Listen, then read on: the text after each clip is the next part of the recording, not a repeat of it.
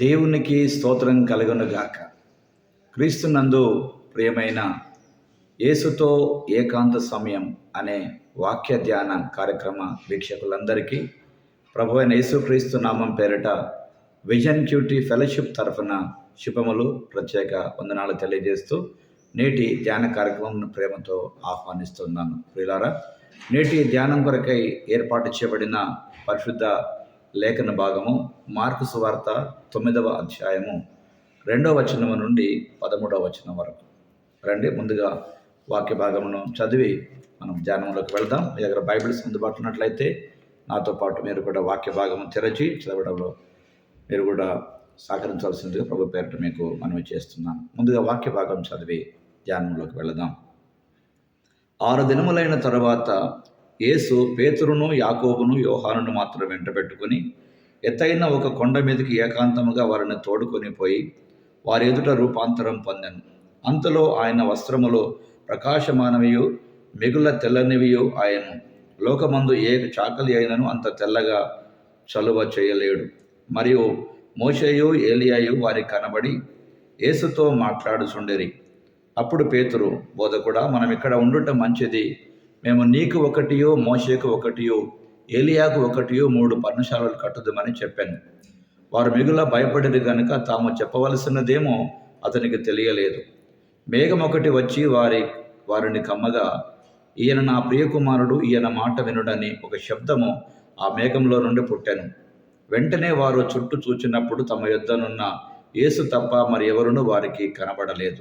వారు ఆ కొండ దిగి వచ్చుచుండగా మనిషి కుమారుడు మృతులలో నుండి లేచినప్పుడే కానీ అంతకుముందు మీరు చూచిన వాటిని ఎవరితోనూ చెప్పవద్దని ఆయన వారికి ఆజ్ఞాపించెను. మృతులలో నుండి లేచుట అనగా ఏమిటో అని వారు ఒకరితో ఒకరు తర్కించుచు ఆ మాట మనసులో ఉంచుకొనిరి. వారు ఏలియా ముందుగా రావాలనని శాస్త్రులు చెప్పుచున్నారే, ఇదేమని ఆయన అడిగిరి. అందుకు ఆయన, ఏలియా ముందుగా వచ్చి సమస్తము చక్కబెట్టుదన్న మాట నిజమే. అయినను మనిషి కుమారుడు అనేక శ్రమలు పడి తృణీకరింపబడవలనని వ్రాయబడుట ఏమి? ఏలియా వచ్చేదనియో అతని గురించి వ్రాయబడిన ప్రకారం వారు తమకిష్టం వచ్చినట్లు అతని ఎడల చేసిరనియో మీతో చెప్పుచున్నానని వారితో అనెను. చదవబడిన లేఖన భాగమును దేవుడు నేటి మన ధ్యానం కొరకు దీవించి ఆస్వాదించును గాక. ప్రియులారా, నేటి ధ్యాన భాగం అంతా చదివిన తర్వాత దీని కొరకు ఏర్పాటు చేయబడినటువంటి ప్రధాన అంశము శ్రమ మరియు మహిమ. శ్రమ మరియు మహిమ, సఫరింగ్ అండ్ గ్లోరీ. ఈ అంశమును ఆధారం చేసుకొని నేటి పాఠ్యభాగం యొక్క సారాంశాన్ని మనం జాగ్రత్తగా గమనించినట్లయితే, యేసు ప్రభు వారు పేతురు, యాకోబు, యోహానులను వెంట పెట్టుకొని ఆయన ఒక కొండపైకి వెళ్ళాడు. అక్కడ తన రూపాంతరం పొందుట ద్వారా ఆయన వారికి తన మహిమను చూపించాడు. శిష్యులు ఆ మహిమను చూచి చాలా పొంగిపోయారు. అయితే ఆ గుడారాలను అక్కడ వారు నిర్మించుకోవడం ద్వారా ఆయనతో ఉండొచ్చనటువంటి ఆశను వారు వ్యక్తపరిచారు. అయితే వెంటనే పరలోకము నుండి ప్రభు స్వరం వారు విన్నారు. కనుక ప్రభు చెప్పినట్లుగా, నన్ను వెంబడించేటువంటి వాడు తాను ఉపేక్షించుకొని తన సిలువ ఎత్తుకొని నన్ను వెంబడింపాలి. కనుక ప్రభువును వెంబడించుట ఒక సిలువ శ్రమలతో ప్రభు మాట్లాడినటువంటి తీరు.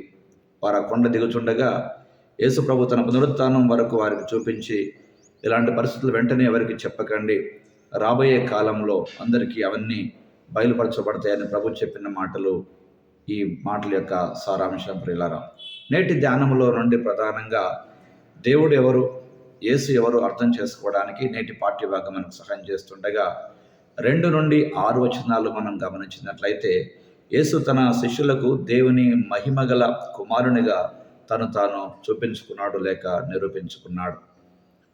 ఇలా చేయడం ద్వారా శిలువపై ఆయన మరణించిన తర్వాత ఆయన పునరుత్థానము లేక భవిష్యత్తు జరిగేటువంటి తీర్పును గురించి ఆయన చేసిన వాగ్దానాన్ని వారు నమ్మాల్సిందిగా, విశ్వసించవలసిందిగా ప్రభు వారికి చూపించాడు. వీళ్ళారా, నేటి ధ్యాన భాగంలో పాల్పంచుండగా ఈ వాగ్దానాన్ని మనము కూడా విశ్వసిస్తున్నామా? యేసు ప్రభువారు మరలా వచ్చి ఆ 2వ దినం కొరకు లేక 2వ రాకడ కొరకు మనం సిద్ధపడి జీవిస్తున్నామా అని ఒకసారి మన జీవితాన్ని నేటి వాక్య ధ్యాన సమయంలో ఉండగా మనము సరిచూసుకోవలసిన వారమై ఉన్నాం. ఇందులో దేవుడు మనకు నేర్పే పాఠముగా 7వ వచనములో కేవలము యేసు మహిమను కూర్చి సంతోషించడం సరిపోదు. మనం కూడా యేసుతో పాటు ఈ చీకటి మరియు పాపాత్మకమైనటువంటి ఈ ప్రపంచంలోనికి వెళ్ళాలి. వారికి క్రీస్తు సువార్తను మనం ప్రకటించవలసిన వారమై ఉన్నది. అక్కడ మనం శిలువ మార్గములో నడవాలి. అన్ని అన్యాయాలకు మరియు పాపాలకు వ్యతిరేకంగా మనం నిలబడాల్సిన వారమై ఉన్నాం ప్రియులారా.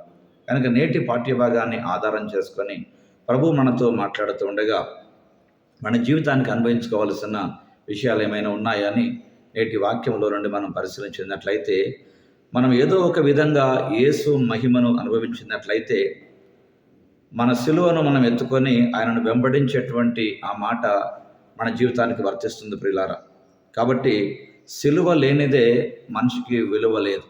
కనుక సిలువ లేనిది మహిమ లేదు అనే ఆ మాటను జ్ఞాపకం చేసుకుంటూ నో క్రాస్ నో గ్లోరీ.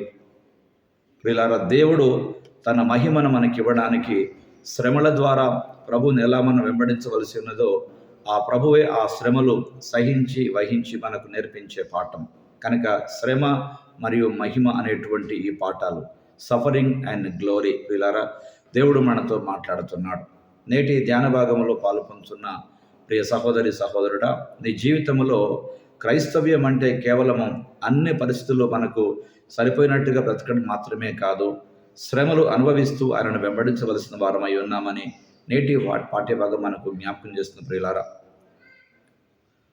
పౌలు గారు తన సందేశంలో ఇలా అంటారు, కేవలం మనం విశ్వసించడం మాత్రమే మనకు అనుమతించబడలేదు, క్రీస్తు పక్షమున శ్రమపడటం కూడా మనకు అనుగ్రహించబడి ఉన్నది.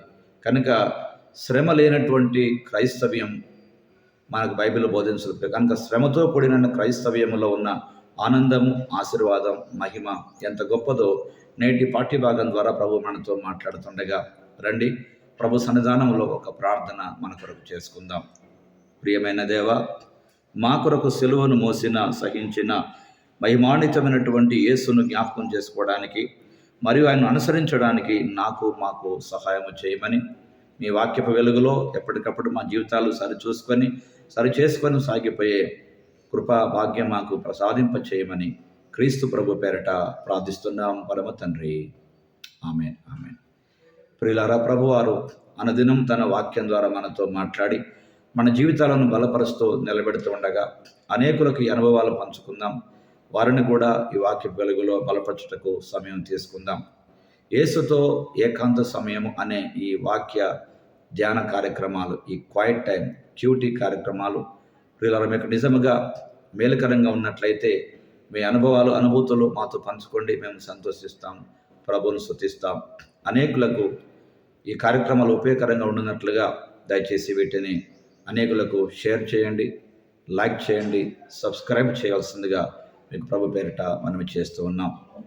ముగింపులో క్రైస్తవ్యం శ్రమను మినహాయించలేదు కానీ ప్రియులారా, శ్రమలతో కూడినటువంటి జీవితంలో ఉన్న ఆ విలువైన ఆశీర్వాదాలను ప్రభు మనకు జ్ఞాపకం చేస్తూ ఉండగా శ్రమ మరియు మహిమ మన జీవితాలలో ప్రభు అనుమతించినటువంటి గొప్ప ఆలోచనలు, వాటిని మనసారా మన జీవితానికి ప్రభు ఇచ్చినటువంటి అవకాశాలను బట్టి తీసుకుందాం. ప్రియులారా, అనేకులకు ప్రభు సువార్తను ప్రకటించట్లో మన వంతు పాత్ర మనం పోషించుటకు ప్రభు కృప మనందరికీ తోడుగా ఉండి మనలను తన మహిమ కొరకు నిలబెట్టి నడిపించి వాడుకొనుగాక. Thank you. God bless you.